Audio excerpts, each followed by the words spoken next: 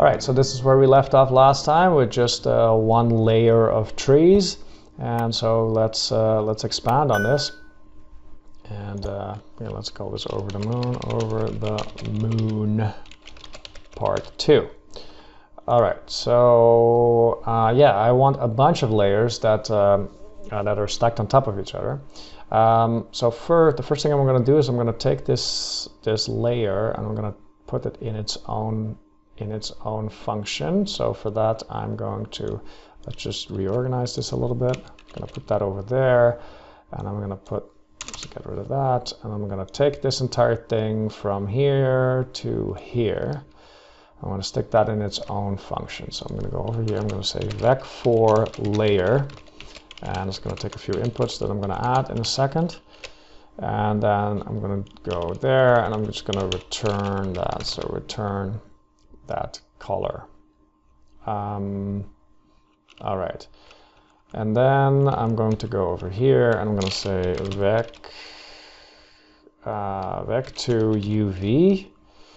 Does it take anything else? I guess it takes the blur, right? So yeah, okay, and a float blur. Yeah, I guess that's what it takes. So let's go over here and say call equals layer of UV and blur, and let's see what that does. Okay, undefined. I'm just gonna have to make it vec4 call. All right, so that compiles. So now I have it in a layer.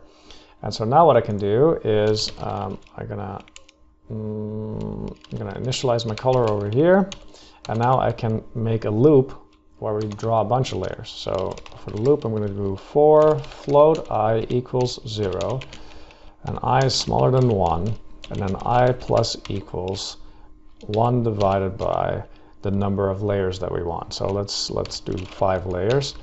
And the reason why I write it like this and not with an int and then going from 0 to 5 is because this gives us this value I that now goes from 0 to 1. And it's very handy to change any kind of variables that you need to change along the way. Okay, so and I'm going to make a vec4 layer, and that's going to hold the new layer each time. So I'm going to say layer equals layer, and then I'm going to blend that into the final image. So call equals mix call layer and layer.alpha, similar to how we do the tree over here.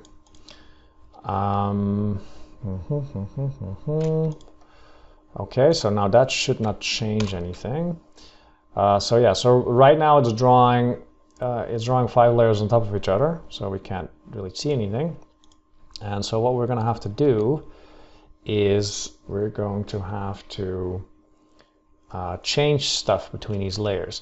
And one thing that we can change here is the size of the layer. So because we want the farther away it is, the smaller it needs to appear, right? So well, for that we could just multiply this by some larger number to get it smaller. So let's make a variable called scale, and I can go here, float scale equals, and this is where the I value comes in very handy, because the I goes from 0 to 1. So I can say at 0, so we want to draw it from the back to the front. So when my I is 0, I want to draw the farthest layer, meaning the largest scale value. So I could go from a scale value of 20, let's say, to a scale value of 1. And let's see what that looks like. Okay, so it's a bit hard to see, but like now it draws all these layers on top of each other. And there's some small layers and some larger layers in the front.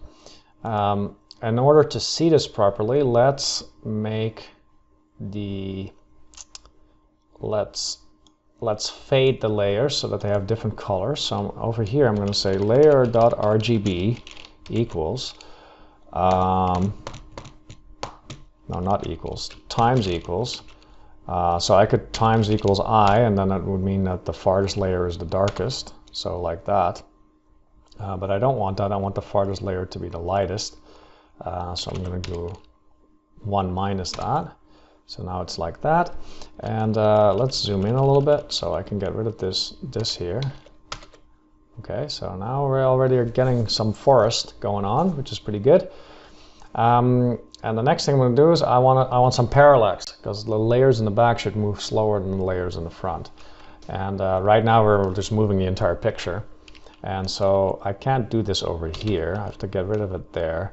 And then over here, we have to add the time after we did the scaling. Okay, so over here I can add t for time. And then what I'm going to do over here is I'm going to get rid of all of that. And I'm going to say float t equals I time times some small value. And let's see what that does. Of course, it screws everything up. Oh yeah, okay. Obviously, well, here I'm adding it to the x and to the y. I can't do that. I have to add it only to the x. So I'm going to do that. And now we have something where the front moves faster than the back. So let's say times 3. Okay, well, it's starting to look like something. All right, well, we can tweak this. So let's see here. Let's add some parallax with the mouse for this. So here I'm going to go vec to capital M for mouse. I'm going to say I mouse xy divided by I resolution dot xy, and that just makes it that I have a mouse coordinate that goes from 0, 0 over here to 1, 1. But I don't want it to go from 0 to 1. I want it to go from minus 1 to 1. So again, I multiply by 2. So now it goes from 0 to 2. And I subtract 1. And now over here, if I subtract from this the mouse, well, let's see what happens. So then we can move this thing around. So that's pretty cool. All right, a few other things is I want to... perhaps I want to move the front layers down a little bit so that we can see a little bit more. And so for that, I could just probably just add I again. So again, my I goes from 0 to 1. So yeah, if I add to this, then it will make it go lower, lower, lower, right? So if I add I, then it will kind of stretch it out that way. Okay.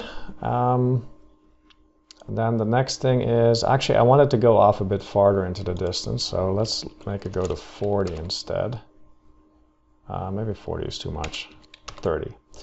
And I also want a bunch more layers than what I have right now, so well, for that I could just go over here and say 10. And now all these layers are stacked, they're exactly the same, right? They're stacked one after the other. So what I want to do is I want to move each successive layer, I'm just going to shift it over so that we see a different part of the sign fluctuation. And for that, I could just add to this t over here, because if I add something, then it will just shift over, you see?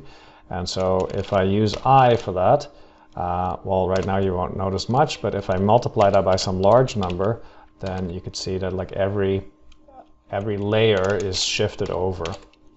So we have, well, here you can see like it's over here, and now it's over here, and now it's over there, and now it's over there. Yeah, so let's say times 100. Okay, and yeah, I think that's good. Let's give it some color. So over here I'm multiplying the RGB, right? So times the scalar for the fade, but I can also multiply that times some actual color.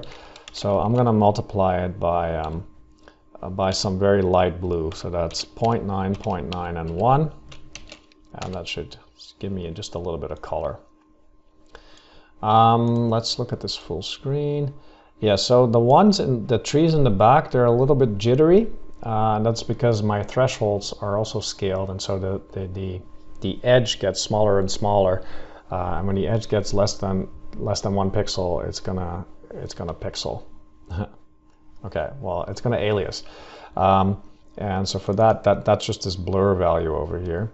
And let's just go over here and say blur equals the mix of.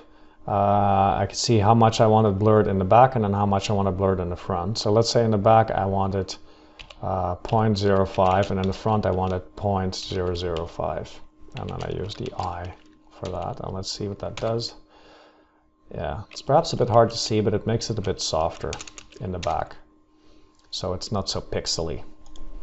Yeah, so that looks a lot nicer.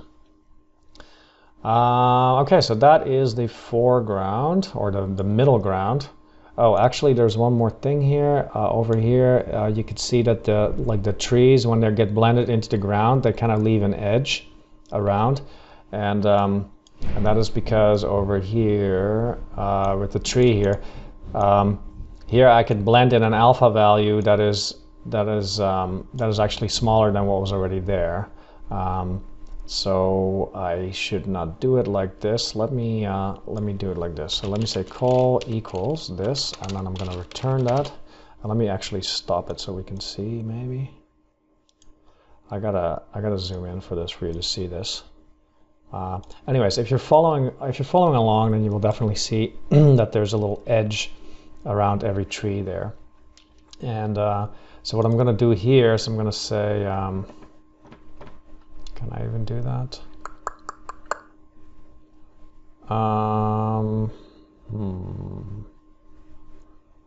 Yeah, I'm gonna have to take this ground out and make it separate. So I'm gonna go over here. I'm gonna cut that. I'm gonna say float ground equals this.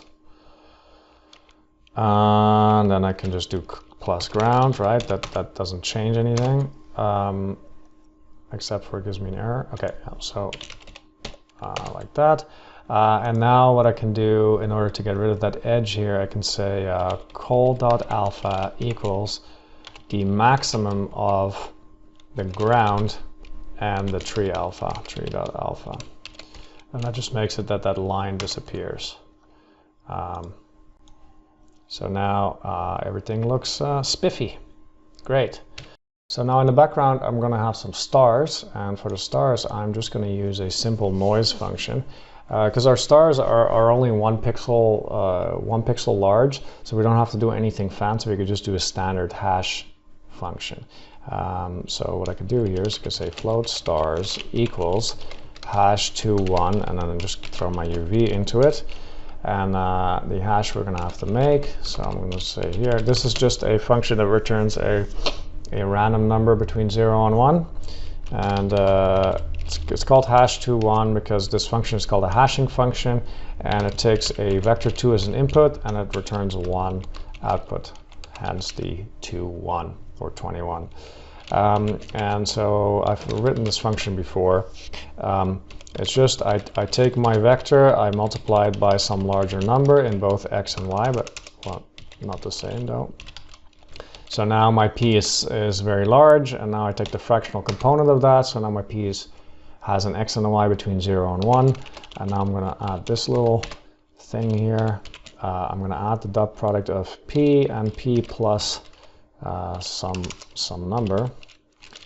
And then I'm going to return the fract of p dot x times p dot y. And this just screws with the numbers. It's a valid function, but it screws with the numbers so much that you will not see any pattern anymore. So it will look kind of random, even though it isn't. And so now if I go call plus equals stars, I expect to see some sort of snow. Okay, so that was from a previous attempt. So let me just get rid of that. So put that over there. Okay, so there's my snow. With the background still in there. So let's also get rid of the background for a second. So col times equals 0. All right, so how do I make this into stars? Well, these values now are random between 0 and 1. And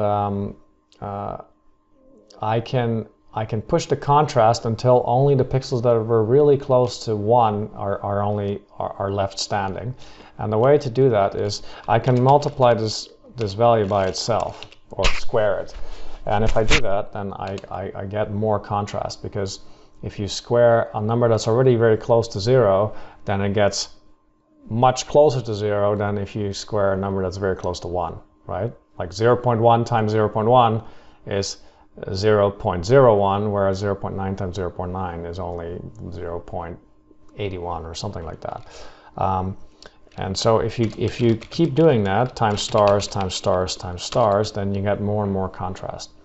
And but instead of typing this 20 times, we can also just use a function, a power function. So it's pow, that's just a built-in function. And now we could say times 20, let's say, and you could see you have a lot more contrast now, and only the strongest pixels survive, right? So I can do times 200 and you hardly see anything left, or times 100. And now I wanted to make these stars twinkle a little bit, so the way to do that is to multiply them by a twinkle parameter that I'm going to make.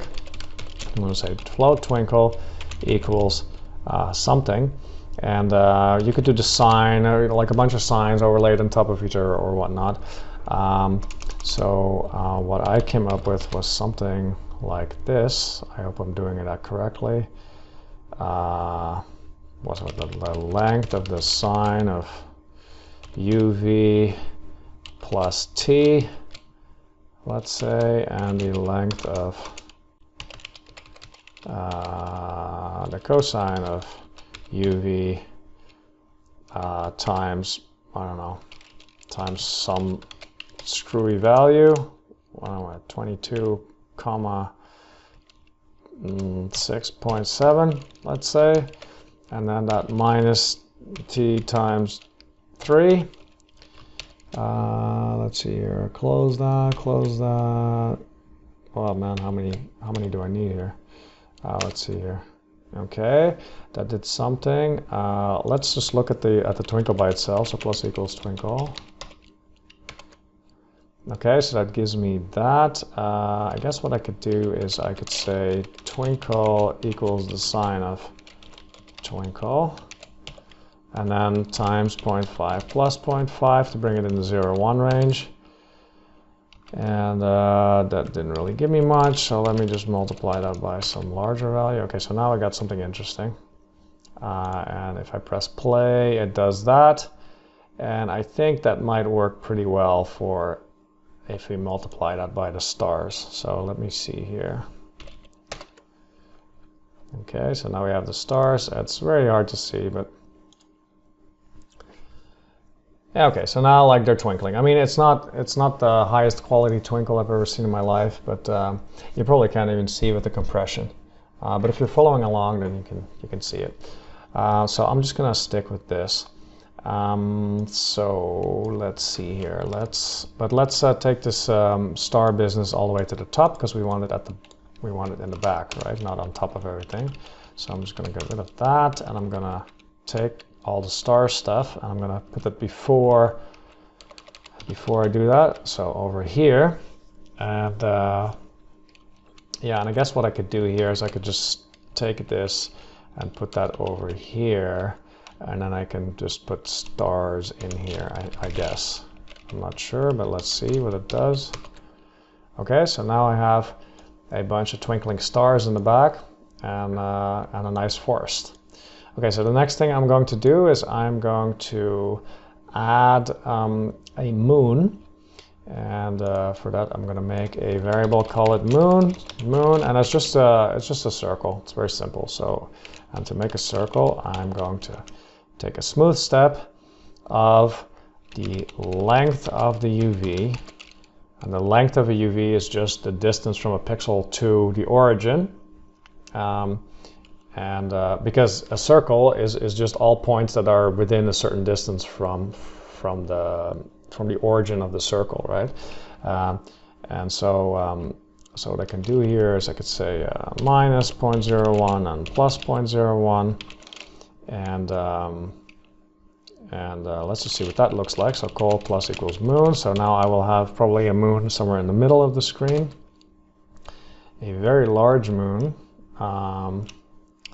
Because I have to subtract the radius here, so let's say -2. Okay, so there is my moon. Obviously I have to swap these values around, so now I have a moon over there. That's also kind of cool, having it in the middle.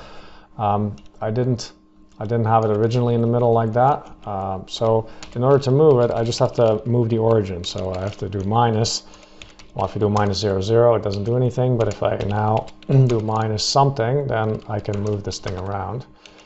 So let's make use of the rule of thirds and stick it over there, let's say. And I don't know, just to make it a bit more interesting, let's make it a crescent moon. And so for that, I am going to say, I'm going to take this entire thing here, and I'm going to put it here, and I'm going to subtract another circle from it that is just offset a little bit. So let's offset it first a little bit. So instead of that, I'm going to go, I don't know, 0.5 and 0.25, let's say. So now so that moves it over a tiny little bit. And so now if I swap these values around now, so I do that, so now I have the inverse of this, and now I can use that to kind of cut out part of the moon, because I could just multiply them by each other, and then I get a crescent like that. Pretty cool. Yeah, maybe it's a little bit too large, this entire moon. So let's just make it a bit smaller. 1, 5, and 1, 5. And then also, I don't want, obviously, stars in the dark part of the moon. And for that, I can go over here. And so here, my call gets loaded with stars. And then over here, what I could do is I can say multiply it by, not by this moon value, because moon value, well, if I multiply it by moon, then I will only have stars inside of the moon and not outside. But if I multiply it by 1 minus moon, then I only get it outside. And then I don't want this to be this sharp. I want it to be a bit soft to kind of see, but not soft on that side, but perhaps soft on the other side. Yeah, something like that. I think that looks pretty cool. All right, so that is the moon. And then the last thing is I want to add a foreground element. And for that, I'm going to use one more layer of trees. So I'm going to take this layer thing here, and I'm going to put it down here. And I'm also going to take the blending code and put it. And let's see what that can look like. And so the layer all the way at the front should have no scales UV, so it has large trees. And then this I here is not going to work outside of the loop, so I'm going to take that out. And over here I'm going to say 0. And let's see what that looks like. Okay, so now I have a bunch of trees in the front. Yeah. Okay, and I want those trees to be very, very dark. So I can just go over here. Oh no, not over here. Hang on a second.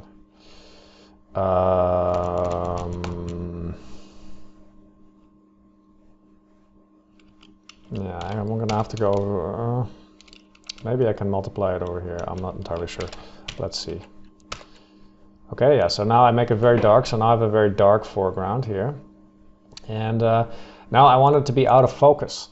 And luckily, we've been carrying all around, like all this time, we've been carrying this blur parameter that we can play with. So I can make that larger, and let's see what happens.